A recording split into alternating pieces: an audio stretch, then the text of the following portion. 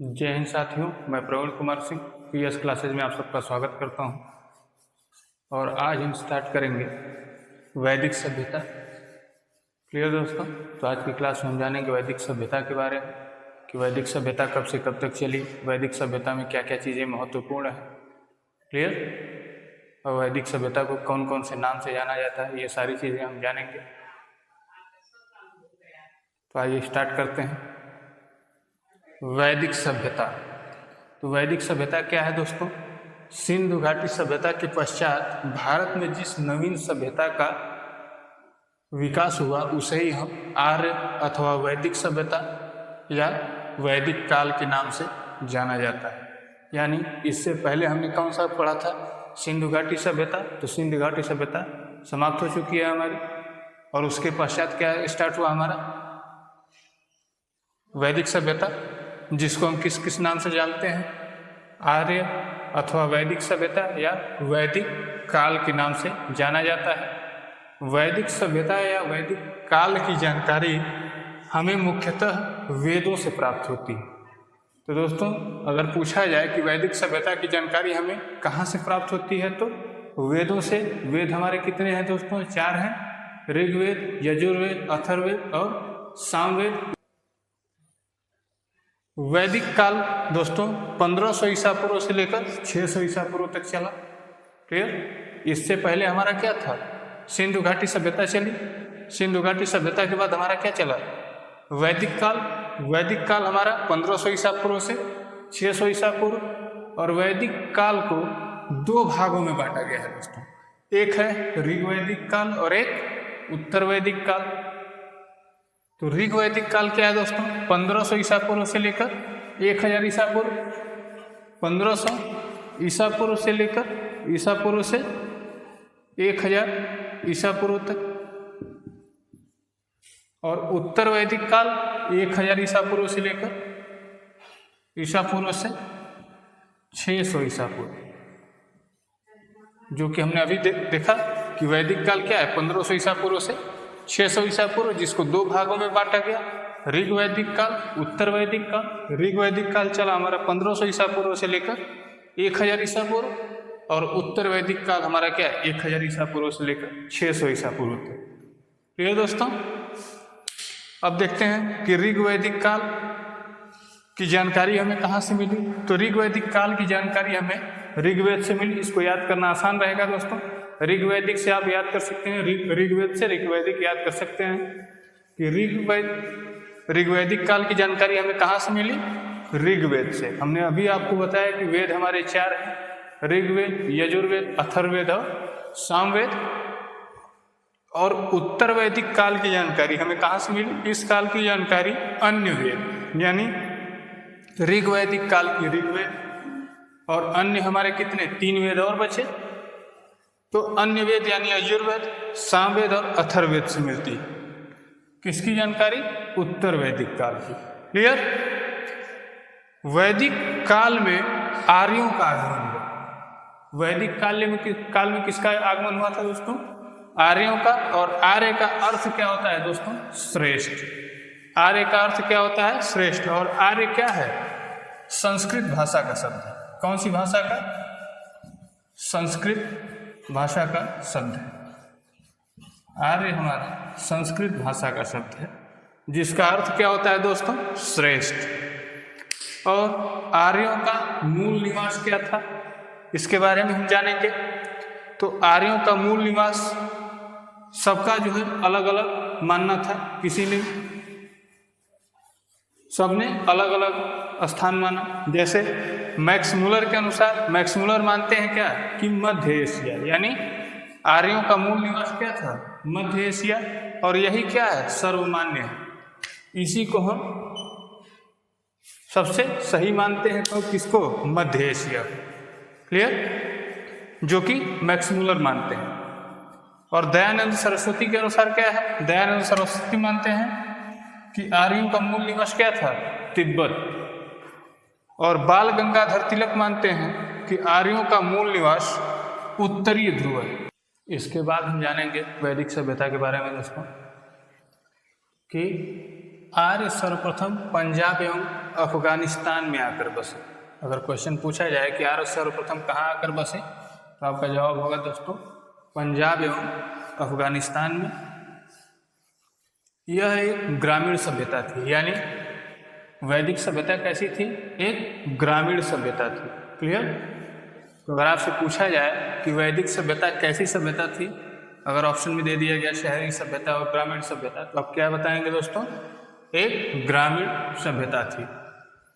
आर्यों की भाषा क्या थी? संस्कृत। जैसा कि हमने अभी बताया आपको कि आर्य क्या है? संस्कृत भाषा का शब्द है। क्लियर? आर्यों की प्रशासनिक इकाई 5 भागों में बटी: कुल, ग्राम, विश, जन और राष्ट्र। इसके बारे में हम आगे जानेंगे कि कुल क्या है, ग्राम क्या है, विश क्या है, जन क्या है और राष्ट्र क्या है। इसको हम कवर करेंगे दोस्तों आगे। और कुल वेदों की संख्या 4 है, जैसा कि मैंने अभी बताया था कि ऋग्वेद, यजुर्वेद, अथर्ववेद और सामवेद। और इन वेदों के बारे में हम जानेंगे, चारों वेदों के बारे में, कि ऋग्वेद में क्या है, यजुर्वेद में क्या है, सामवेद में क्या है और अथर्ववेद में क्या है। तो दोस्तों आइए जानते हैं कि ऋग्वेद क्या है? सबसे प्राचीन वेद है, यानी सबसे पुराना वेद कौन सा है? ऋग्वेद। या कई बार एग्जाम में पूछा गया है कि सबसे प्राचीन वेद कौन सा है, तो आपका जवाब होगा दोस्तों ऋग्वेद। इसमें 10 मंडल है, 1028 सूक्त है और 10,462 ऋचाएं। ऋचाएं यानी मंत्र। 10,462 मंत्र हैं किसमें? ऋग्वेद में। और यह इसमें इंपॉर्टेंट यह है कि ऋग्वेद के तीसरे मंडल में गायत्री मंत्र का उल्लेख है दोस्तों। यानी अगर पूछा जाए कि गायत्री मंत्र का उल्लेख कहाँ से मिलता है, तो आप बताएंगे ऋग्वेद से। और ऋग्वेद में भी कहाँ से? ऋग्वेद के तीसरे मंडल से। जैसा कि हमने बताया कि 10 मंडल हैं, उसमें से तीसरे मंडल में गायत्री मंत्र का उल्लेख है। ऋग्वेद में स्तोत्र और प्रार्थनाओं का वर्णन है। क्लियर? यानी जो प्रे हैं, प्रार्थनाएं, वो कहाँ से मिलती हैं हमको? उसका वर्णन कहाँ पे है? तो ऋग्वेद में। क्लियर? और इसमें इंपॉर्टेंट दोस्तों यह है कि ऋग्वेद में जो मंत्र हैं, यानी जो ऋचाएं हैं, वो कितनी हैं टोटल? 10,580। लेकिन जो 118 मंत्र हैं, इसको दोहराया गया है, यानी 2 बार इसका वर्णन है, इसलिए उसको 1 बार काउंट किया गया है और 2 बार काउंट कर दिया गया है, तो इतना आया है। अगर आप 10,580 में से 118 अगर माइनस करेंगे तो ये मिलेगा हमारा 10,462, जो कि हमारे मूल मंत्र हैं। क्लियर? जो हमारे मूल मंत्र हैं ये हैं, और 118 मंत्रों को दोहरा दिया गया है, यानी 118 अगर इसमें हम जोड़ दें कितना हो जाएगा दोस्तों? देखिए 8 2 10 6 8 4 1 5 0, यानी ये हमारे कितने, इसको दोहराए जाने के बाद टोटल हमारे मंत्र कितने हो गए हैं? 10,580। क्लियर? और इसकी रचना किसने की थी दोस्तों? ऋग्वेद की रचना किसने की है? विश्वामित्र ने। किसने किया है दोस्तों? विश्वामित्र ने। इसके बाद हम जानेंगे यजुर्वेद के बारे में।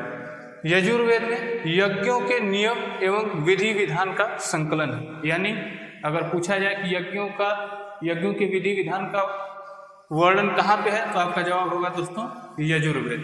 क्लियर? इसमें बलिदान विधि का भी वर्णन है, यानी जो बलि दी जाती है किसी भी भगवान को, तो उसका भी वर्णन कहाँ पे है? हमारा यजुर्वेद में। बलि किस तरह से दिया जाएगा, बलि का विधान क्या है, ये सारी चीजें किसमें मिलेंगी? अब यजुर्वेद। इसके बाद आते हैं दोस्तों सामवेद। यह इंपॉर्टेंट है दोस्तों, इसका पहला ही लाइन कि साम का शाब्दिक अर्थ होता है क्या? गान। यह एग्जाम में पूछा गया है कि साम का शाब्दिक अर्थ क्या होता है। और यह मोस्ट इंपॉर्टेंट है दोस्तों कि भारतीय संगीत का जनक कौन है? सामवेद। यह बहुत बार एग्जाम में पूछा गया है दोस्तों कि भारतीय संगीत का जनक किस वेद को माना जाता है, तो वह क्या है हमारा? सामवेद। और इसमें संगीतमय स्तोत्र का वर्णन है, जैसा कि आपने अभी जाना कि इसका अर्थ ही है क्या? गान। और यह भारतीय संगीत का जनक भी है।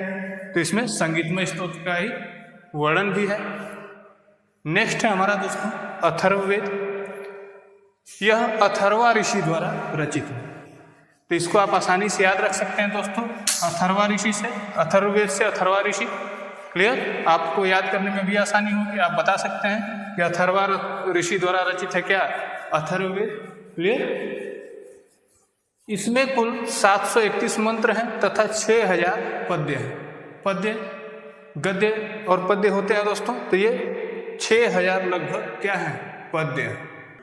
अथर्ववेद का संबंध क्या है, चिकित्सा, तंत्र मंत्र और वशीकरण से, यानी चिकित्सा का उल्लेख, चिकित्सा के बारे में किस वेद से जानेंगे हम, तो वो अथर्ववेद के। जो प्राचीन में जो लोग चिकित्सा का काम करते थे, जो लोग लोगों का इलाज करते थे, उसकी जानकारी उनको कहाँ से मिलती थी, अथर्ववेद से। क्लियर? वशीकरण का भी क्या है संबंध, किससे है, अथर्ववेद से है।